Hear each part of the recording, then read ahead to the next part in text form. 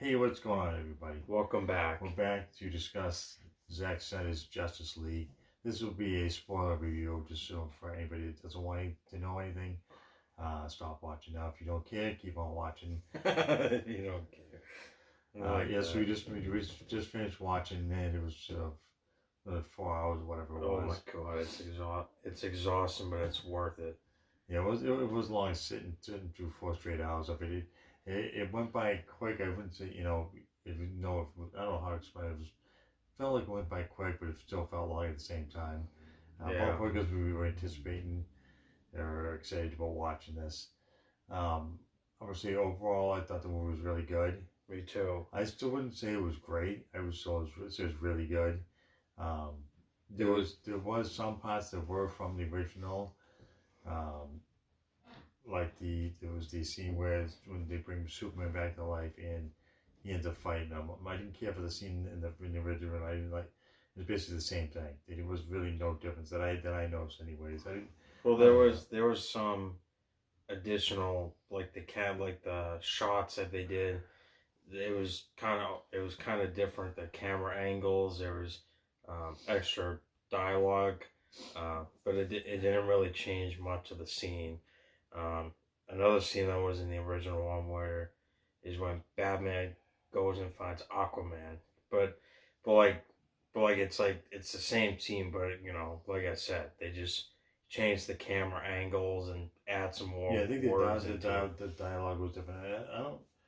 It's been a while since I saw the original one, so I was trying to remember what was different about it compared to now. But I know there was a lot of similarities, but between then and now. But I do believe the dialogue was different. I could be wrong because again, I'm talking about. I don't recall what they said in this version versus the other one. So I think it was different dialogue. Yeah. There was some scenes that was cool. Like they see Superman when the black outfit. I thought that was really cool. I thought like the shot of him coming out of his spaceship with wearing the outfit. I thought that was really awesome. Actually, who was the person that was in the pod when they first went to bring him back to life? I didn't know there was another person still in there. What? There was in the pod. Remember when they were walking by and there was somebody in one of the, I don't know what you call them, one of the pods, and the Flash kind of looked at like, who's that? Could have been maybe like a relative, maybe his father. No, it wasn't. I don't know who it was. Anyways, I thought that was kind of strange. Yeah. So what else? There was definitely a lot of great scenes they did. The scene where the Justice League fights Steppenwolf in that dome it was basically the same scene from the original, but they changed a lot. Like they added some new battle scenes in it. The sky was like nighttime. In the original film, it was orange and red. It was ridiculous kind of weird. The color was weird. This definitely the fight scenes were definitely really much better, and I thought they were really awesome. Especially the amount of like I would call it destruction like Batman did with the different vehicles, whether it was in the car or was it the thing called the Nightcrawler. I thought that was really cool. Yeah. And Cyborg is larger role in this. I thought that was really well done. I think he definitely had his role was cut way down in the original. I thought it gave him a lot of camera time. I really liked how much story there was in this. It wasn't just all fights in action and stuff like that. There was a lot of character story in this. With whether it be when they showed like Cyborg's how he became Cyborg and his playing football and his relationship with his father, how it was strange his father was never really around. I was at the lab. And then there was they did one about Darkseid. They showed that huge battle scene with the Amazons, men, the gods, the Atlanteans, and there was even a Green Lantern. Yeah. Very disappointing, but Green Lantern did not show up in this. Yeah, that was cool how when the Green Lantern died, you could see the ring, just flying off to go find Lantern to replace the one that died in battle. I thought it was funny how was it Darkseid tried to stop. Was it him or was it Steppenwolf? I'm trying to remember. It was Darkseid. Yeah, he tried to saw the ring like in his view, like it looked like he was gonna try to grab it or whatever. But I thought it was pretty cool how flew off to go find someone to Yeah, replace that was, they definitely showed more footage of that battle scene, and that was just awesome of what they did. And Yeah, it's huge. the first, again, the first movie, the battle scene was fairly quick. This one seems like it was a lot more that went on that they didn't show, and I thought this time around they did a much better job. I hate to keep comparing the old one to the new one, but it was just so much of a difference. There was um, scenes that were in the original and this one that I wouldn't say they didn't cut everything out like I had heard Zack said they weren't going to be using any footage from the first one, but that turned out not to be true because there was scenes from the first movie in this one. Yeah. And Flash got more screen time and more dialogue, and he wasn't as goofy. Like, No. I thought in the first one, it seemed a little awkward, and I think that the humor that they did, it didn't seem forced. Like most of it was fairly natural. Like, especially with the Flash. I mean, he still is a different character than the rest of the team. Um, they're all very serious, or all have their issues with their father or Batman's parents dying. Wonder Woman's being away from home. Everybody has their issues with their parents. And the Flash his father's in jail, but his demeanor is a lot different than theirs. Like he's not angry or anything like that. He's very very positive, unlike the rest of them.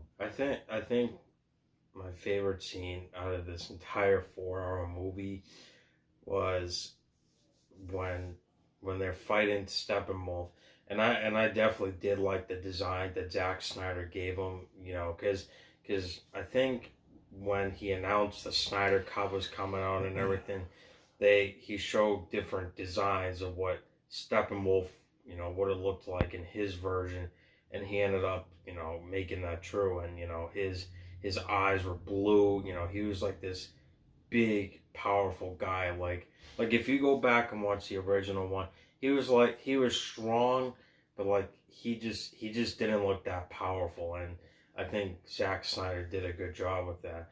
But I think the favorite one was, when Superman returned, starts beating the living snots out of him and everything else. That was pretty cool. How he just absolutely dominates. Like, I mean, for the first scene between him and Steppenwolf is Steppenwolf's axe hitting his shoulder, and Superman just says, "Not impressed." That's the first one. It's like immediately just he's just really gonna take it to him, and I think that was a really cool fight between the two of them where Steppenwolf really had no shot whatsoever. I mean, Superman just beating the crap out of him. And then I think what was definitely awesome was how they show Darkseid.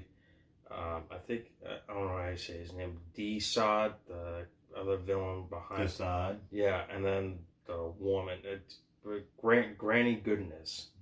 It's a. Yeah, they never said her name. Yeah, no, but she was in it though, and I think that's cool of how they show them. But at first, the Justice League lost because they failed to get the mother boxes separate, and I thought it was cool how Flash, there are these voices speak to him, and then he starts rallying, and he reverses everything, and then they kill Steppenwolf. Yeah. He dies, and then they throw his body and his head at Darkseid through the portal, wherever he is. And I thought it was cool though, where he's just standing there, smiling, giving that evil laugh, and he has a huge army, and I thought that was just a cool scene. And I love the look when he gets all mad because he looked like he was about to lose it. Yeah. And it definitely would have set up a good sequel. That's a Warner Brothers will allow a sequel to go through, but it definitely sets it up pretty good because he basically says okay, now we're gonna do whatever it takes now to conquer this world, and we won't fail or whatever. And then I think the most unbelievable scene that was the end was Martian Manhunter showing up at Bruce Wayne's mansion. Yeah, but he originally showed up early in the movie as was it Martha Kent? Yeah, she was. Goes to see Lois Lane. There was the name he went from. Wasn't he the president or something? Martha Kent, and then Then you turn into somebody else. Then you turn into who was the other person you turn into? He was. Oh, the army guy there. I forgot his name was in.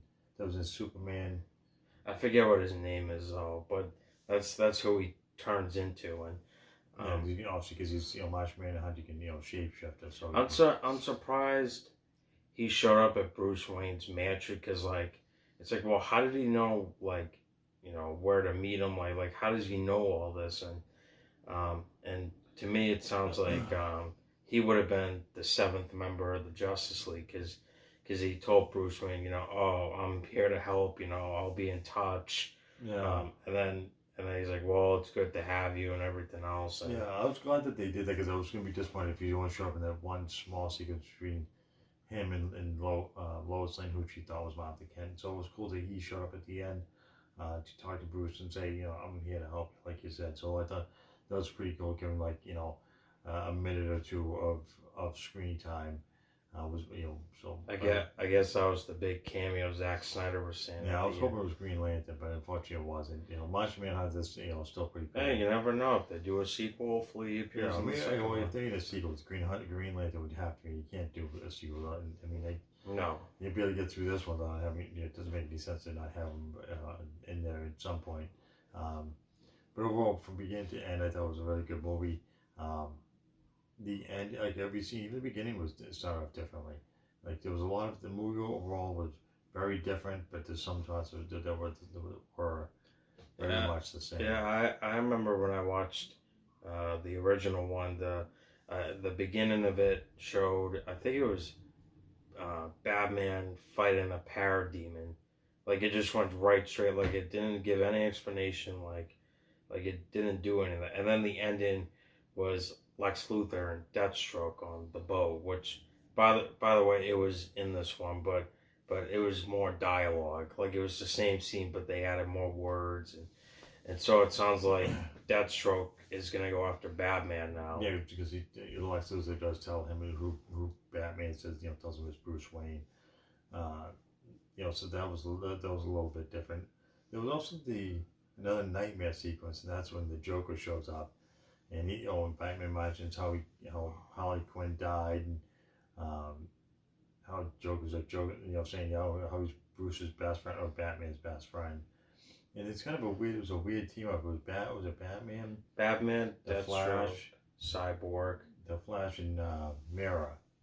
Yeah, the woman from Aquaman. Yeah, so it's kind of a weird team up. And Superman was bad, so I don't really. It was basically another turns because he would say, it's an alternative timeline. So basically, that timeline shows what would have happened if they ended up losing, and that's what just happened. Yeah, they want to come to Earth to get the anti-life. So I don't know if there was going to be a sequel that would have something to do with that, because they're saying that's where it's located. So we'll see if that actually happens. Yeah. I think that's kind of. I kind of remember a lot of things. There was a lot, in this movie.